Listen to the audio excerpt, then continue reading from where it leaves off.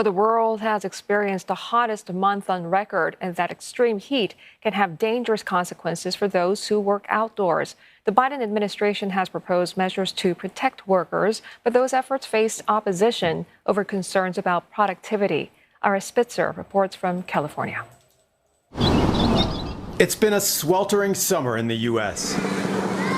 From New York to California, people are struggling to cope, especially those whose livelihoods depend on working outdoors. The number one weather-related killer is heat.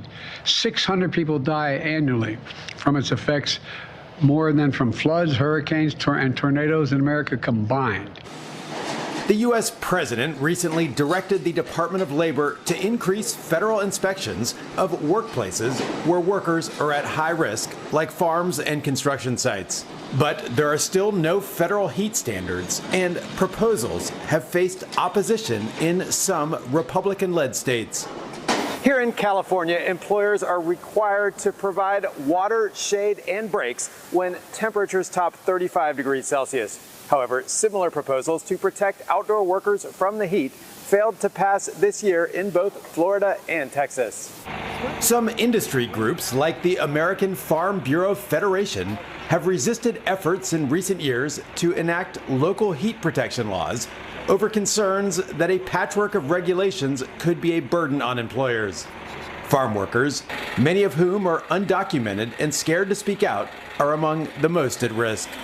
So we were one of the first groups to give farm workers this temperature pill that they would swallow, and that would measure their core body temperature every 30 seconds. And so we published a paper showing that their core body temperature does in fact go over 38 degrees Celsius or 100.4 Fahrenheit, which essentially means that they're working with a fever except they have no infection.